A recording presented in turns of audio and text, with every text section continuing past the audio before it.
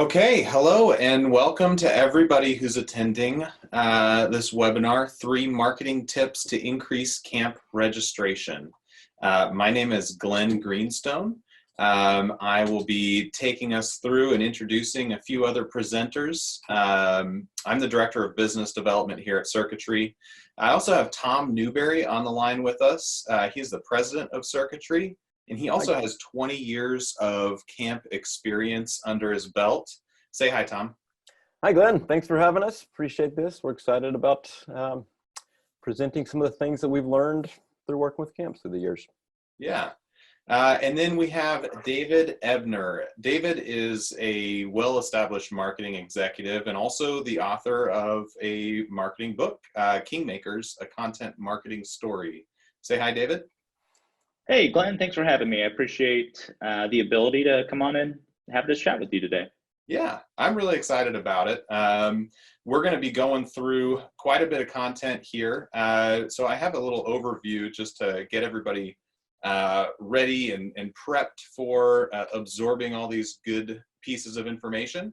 First, we're going to be talking, and David's going to be talking a little bit about what marketing can achieve today, do a quick overview of what the 3 tips are.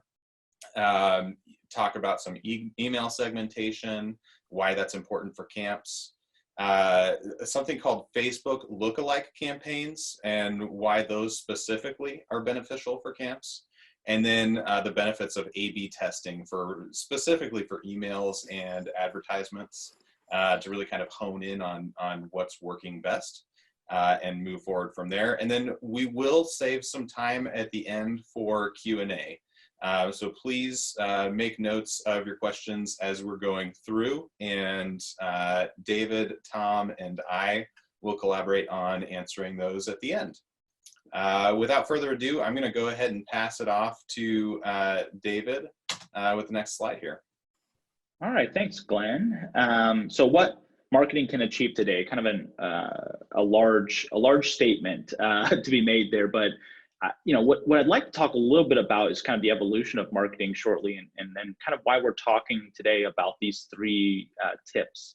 So marketing actually became its own entity as a component of advertising.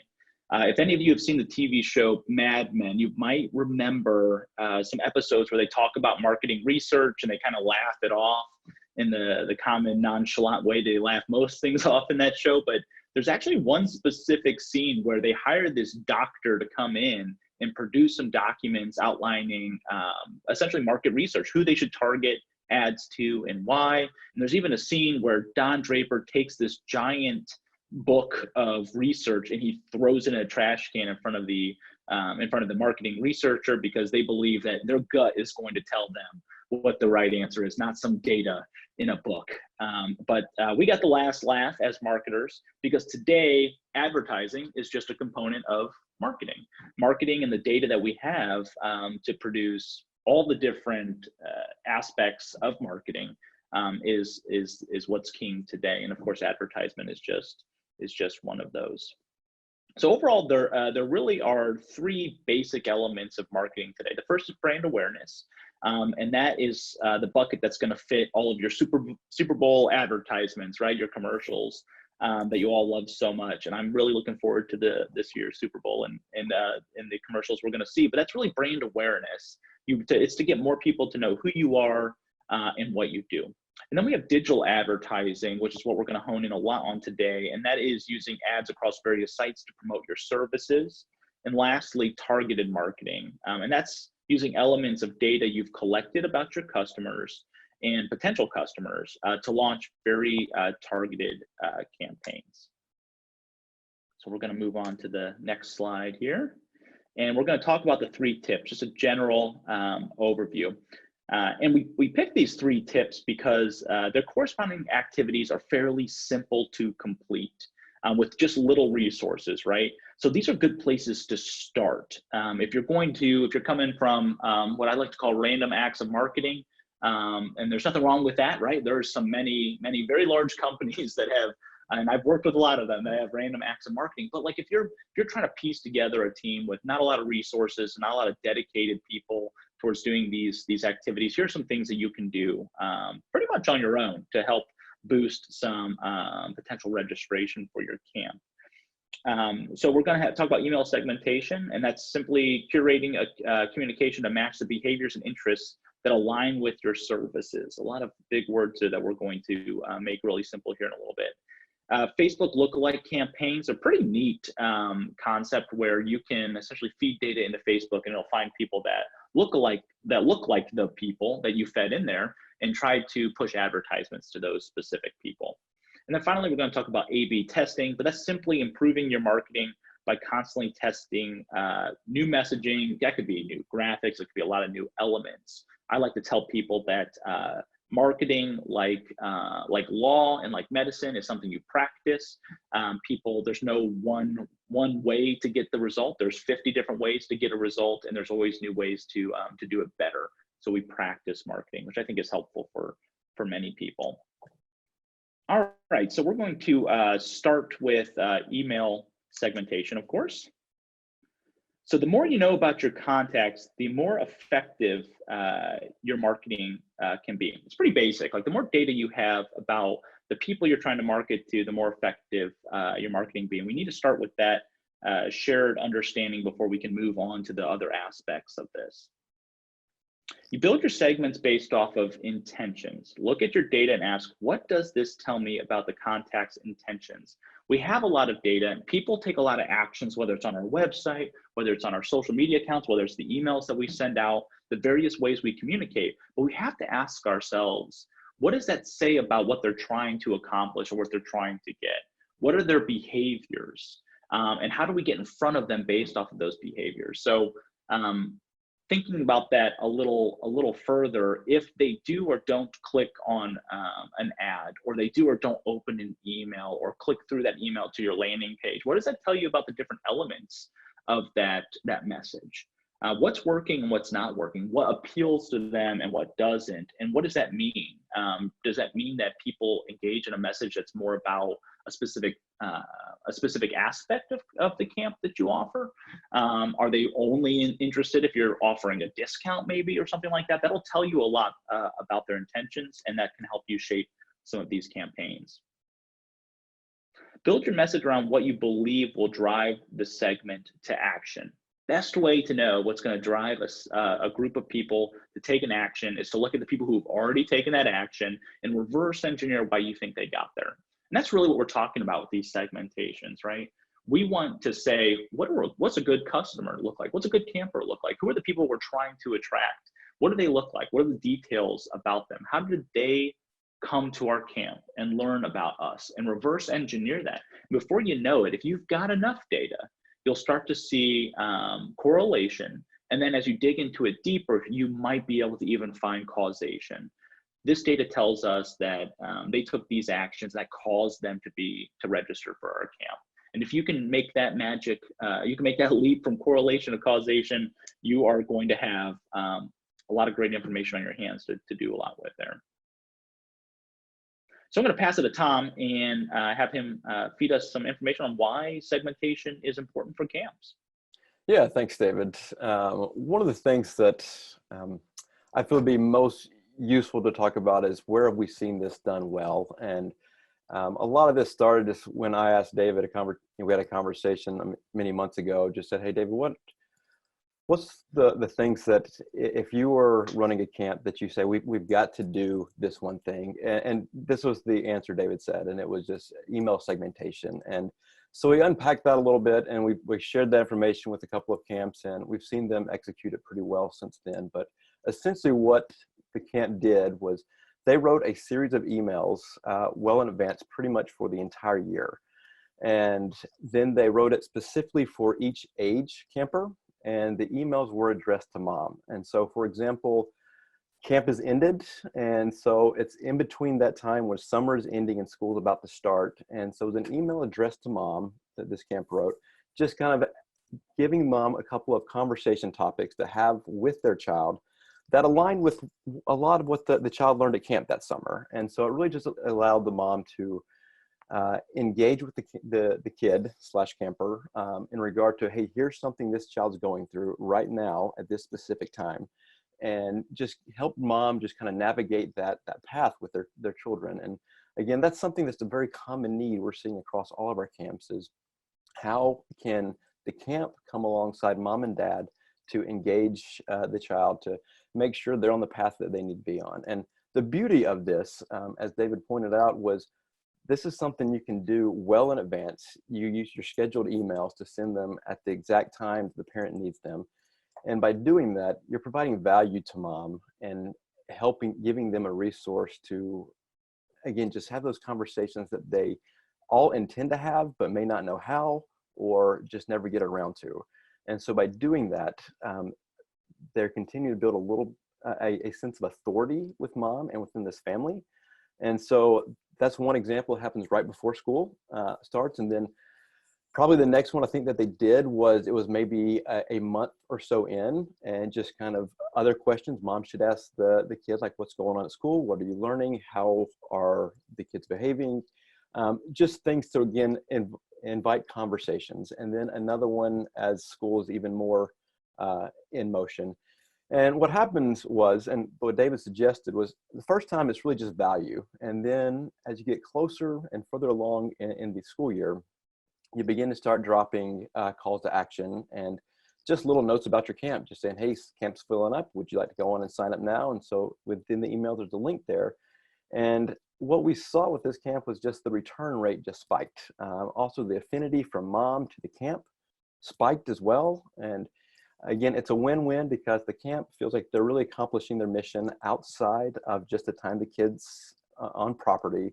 And it's also helping mom just grow further with their kid. And the beauty is, it's because they did it per time of year, per age. They already had the content written for the next year and the next year and the next year.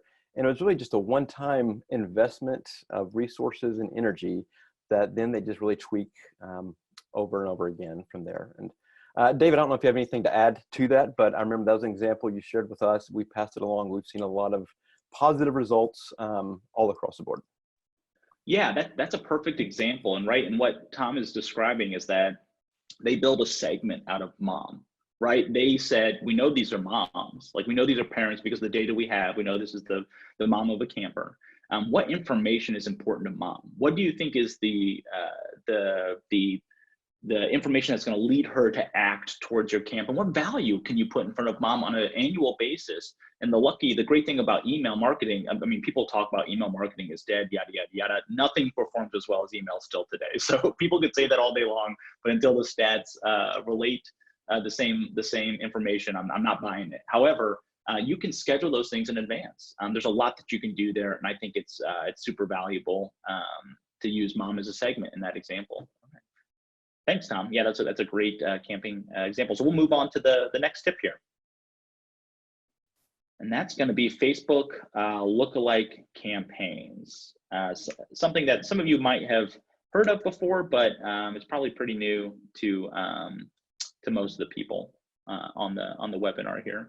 So Facebook lookalike campaigns is one of the cheapest, well, Facebook in general, right? It's one of the cheapest way to advertise services because you get a lot of information about your audience.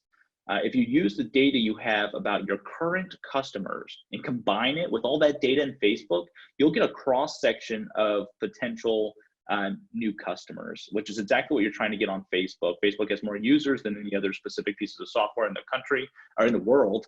I'd like to think Facebook has like almost a second internet, right? Like people check Facebook on average 11 times a day. When are you ever going to get that exposure to somebody who's potentially going to register for your camp 11 times a day?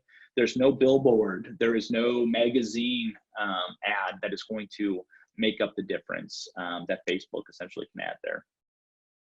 Lookalike campaigns are built by uploading a list of your clients into your ads manager and having Facebook find new contacts that look similarly to your current customers. So this has evolved over time. When Facebook first launched their advertising network, essentially they would ask, like, what do you think this person you're advertising should look like? And they still ask those questions today. Like, what interests do you think that they have based on their profile? So like when you're building out for all of us that transition from MySpace to Facebook that are out there, right? Like your bio and your interest was like the most important piece of your profile. So when we all first started, it asked us a bunch of interest, and that was important for us to add that information. Today, people don't pay any attention to that area at all because it's all about consuming media on Facebook today. So that really didn't work terribly long because people were adding interests that weren't really interests. I had as a side conversation, I had a professor in college, an anthropology professor, that used to tell us a story about how a group of people, an indigenous group of people, they asked them how they used a specific tool and what it was for, and they gave them an answer, but then they observed them actually using the tool, and it was used for a totally different way. So what we say we do versus what we actually do sometimes is very different, not on purpose. It might be subconscious, but it's important that we actually get behaviors as elements in Facebook advertising and not just what we say we're interested in. And that's what Facebook has evolved to now for advertising. It's not just what you say you're interested in. Facebook's going to look at all the activities that people you're advertising to take, all the actions they take on Facebook, and potentially some pixel, and we're getting a little deep into the matrix here, but potentially some pixel action too of them hitting other websites, but they have a Facebook pixel on their browser at that time. So now it's way more complex. It's also extremely inexpensive. I don't expect it to be that way forever, but it's still considered a new advertising medium, even though it feels pretty in-depth. It's getting way more complex. So you can also, once you upload your client list, so essentially that looks like you exporting CSV. They think that you can do an Excel file. Now they've upgraded from just CSV files. You import that into an ads manager function on Facebook. So if you have a business page on Facebook, which you all really should, if you don't today, it helps in a magnitude of reasons. So first step, build a Facebook page. Second step, if you have a page as a business, you can run ads off of it, and there's an ad center where you can upload an audience. So you can take a CSV out of any whatever software you use to collect data on registrants for your camps, or for, of course, their parents, who you really want to specifically target with a lot of these advertisements. You can take a CSV out, you get your first, make sure you pull out the data fields of like first name, last name, email, phone number, if you've got it, even address, contact information. Because what Facebook is going to do is it's going to look through their entire system and find those exact people in Facebook that you've uploaded in your list. And it's going to say, okay, who are the people who look like these people? Not like physically look like them, but that is an aspect, right? Age, gender, things like that, or they're going to look at that, but they're also going to look at who takes similar behaviors. And it's going to find this audience that is going to be 3, 4, 5, 100 times the size of the list that you upload into Facebook potentially. So the better contact information you feed in there into that list, the better your lookalike is going to be. And then you can put some fences on it outside of that. And geography is going to be really important, right? You probably have a specific geographical area that most of your campers come from, right? Whether it's local around you or there's pockets of schools or different areas where campers come in from, you can put a geofence around the region. You can do the city of, I live in beautiful Clearwater, Florida. We can put Clearwater, Florida in there and plus 25 miles and get everybody within 25 miles here, or plus 100 miles. And then you can pick a bunch of different cities if you'd like to add to that. But it allows you to further narrow your audience. We try to fish with lures, not with nets, when we are doing a lot of this targeted marketing. So we're not just casting a net and trying to get the right fish, the right shrimp, whatever you're fishing for. We're going to pick a lure that's specifically designed to attract the type of fish we want to catch, and we're going to throw it out there. So the more refined you can make this, the better. This will help your costs go down too. Now your overall costs, right? So we don't want to just have like a low cost per click or a low cost per impression. We want a low cost per registration. If we're really trying to pay the least amount for getting the right person to register for our camp, then we need to focus on the end result, and that is the cost that whatever the cost is to get them to register. So although we're going to get more refined, and that may make the ads more expensive, overall you're going to get more conversions, which means more people registering for your camp at a lower cost if you can refine that list. So although it may seem contradictory as you start to market to a smaller audience that it might become more expensive, your overall cost of actually acquiring a new camper should be lower than if you casted a super wide net. So you can also, just a little extra credit if you're looking to go beyond the 3 basic tips here, you can also put a Facebook pixel on a page on your website that you send people to. So when you build a Facebook lookalike campaign, you're running an advertisement. And those advertisements will have a specific messaging, right? You're going to talk about an element of your camp or whatever it is. I mean, Tom's going to give you better examples than I ever could. But you're going to run an advertisement that's attractive to the audience that you selected about your camp. And then you should send them to a page on your website, whether it's a registration page or specialty page you developed specifically around what the ad messaging is for that campaign. You can put a Facebook pixel on that page. So if you go into Facebook and you go into your business manager, you can request a pixel, which is a little bit of code. And you can take that code, give it to your website developer, whoever manages your website, and they can put it in the header, which is just behind the scenes on that website page they're trying to drive traffic to. What this tells Facebook is, okay, so people who click on this link and go to that page and actually visit that page, or people who visit that page that didn't click on, that just came to that page on their own outside of this advertisement, we can make sure that this ad is served up to those people on Facebook more often. Repetition is important. Just because they didn't convert the first time doesn't mean they won't convert the second time. This is the same way that Amazon knows that you're shopping for chocolate on Amazon or whatever it is. You've left Amazon 5 or 6 web pages ago, and now you're seeing ads for Amazon chocolate in your sidebar on whatever news. Say you're reading the news, and there it is, Amazon chocolate's following me around the internet.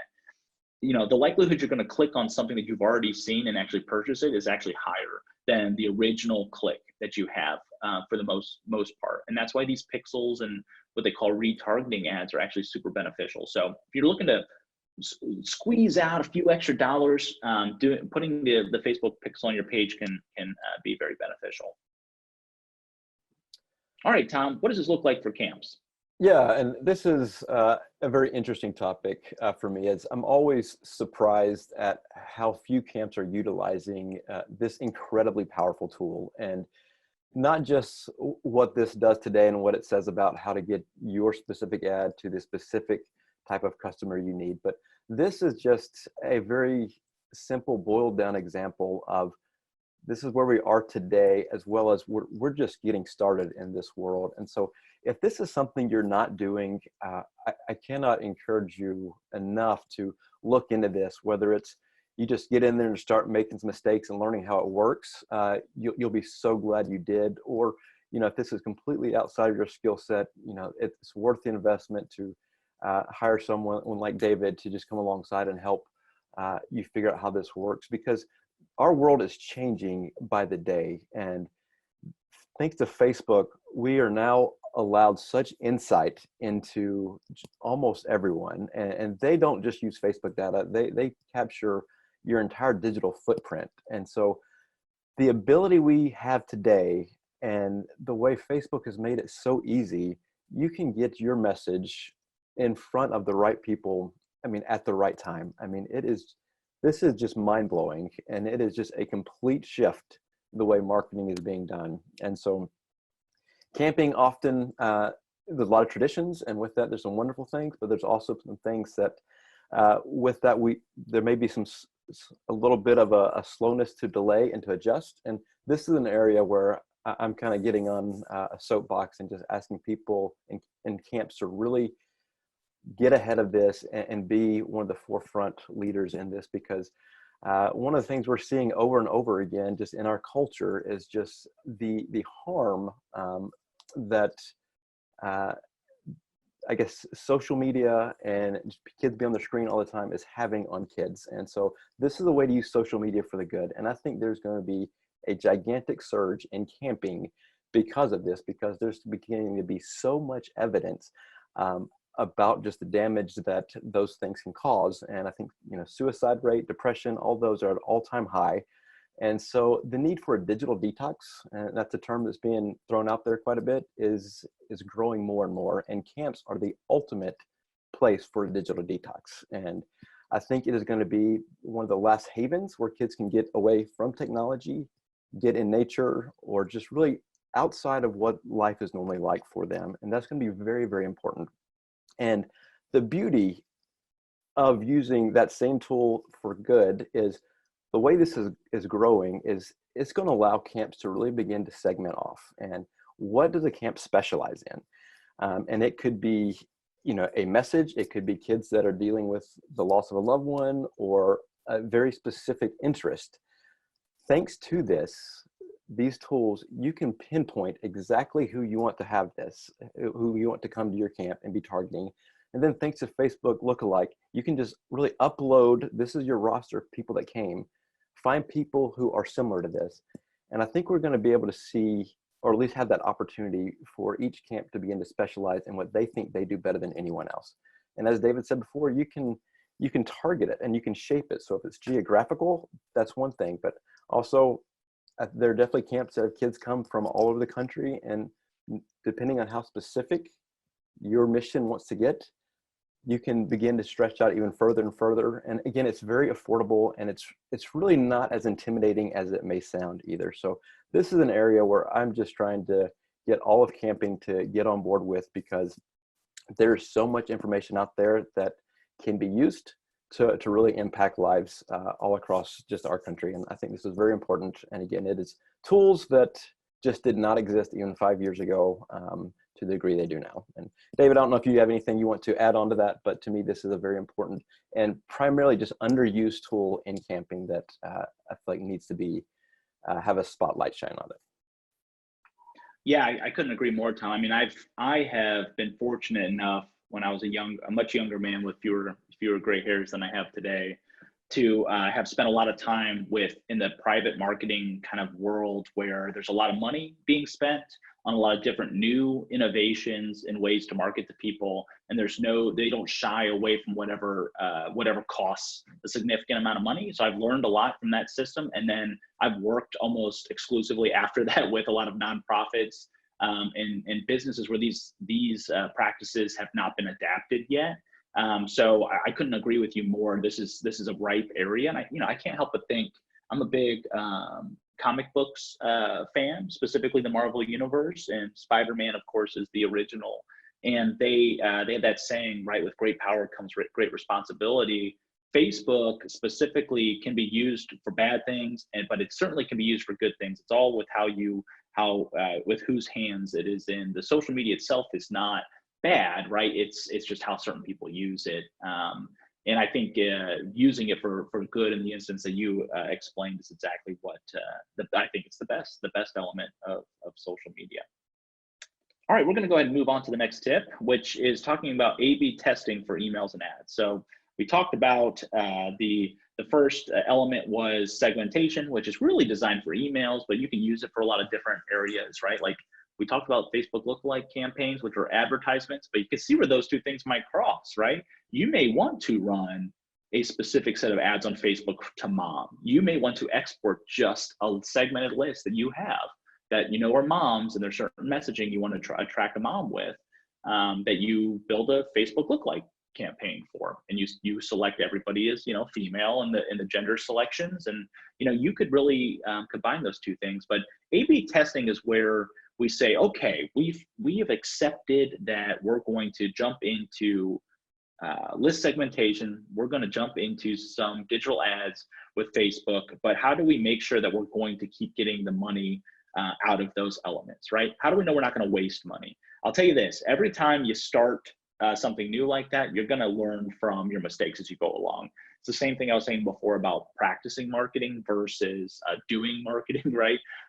You're going to learn as time goes on what works and what doesn't work. You can refine your message, and you're going to refine that on both an email or maybe an advertisement side.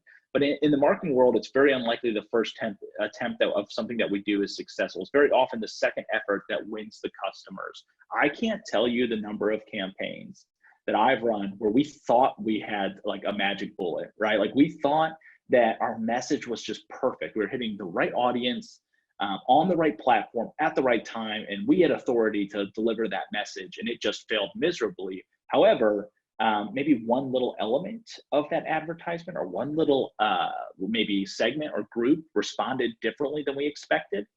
And then we started to dig into that further, and we found what we would call like a honeypot of potential clients, customers, or registrants for our services. So very often that this happens. It's not the one thing, it's sometimes the second thing. So if you give up after the first try and you don't work to A/B test or segment or try new things, you're not going to get the full benefit out of the work that you're doing. And of course, A/B testing is what that is all about. So essentially, we're just in A/B testing. Essentially, the term comes from an A version and a B version, right? Like we're going to run two different versions of one advertisement or one email campaign at the same time, or we're going to see which of the two versions gets better response from our audience, and then we're going to turn off the one that didn't, and we're going to send the version that did get the best response to everybody that's left on our list. That's the essence of A/B testing. And for a campaign, it's very important when you A/B test that you only change a single component of a campaign, right? So let's say you're running a Facebook ad. You've got your lookalike audience in there. You've got two creative, right? You've got two pieces of creative, two advertisements, which is just the graphic that you put in there. One is got a blue background and one's got a green background. And you say, I want to A/B test this. Luckily, in most email service providers and definitely in Facebook, they have an option to A/B test. You can just find where that option is in a campaign, and you can toggle it on. And then essentially you upload both of those two variations of the message or the ad, and it'll run it to a subsect of your list. So the system that I use most prolifically for email is HubSpot. And HubSpot essentially will say, okay, you're emailing a list of 10,000 people, let's say. How many people do you want to test with? And I'll say, well, let's test with the first 500. And it'll send 250, version A to 250 people, and it'll send version B to the next 250 people. It'll send them simultaneously.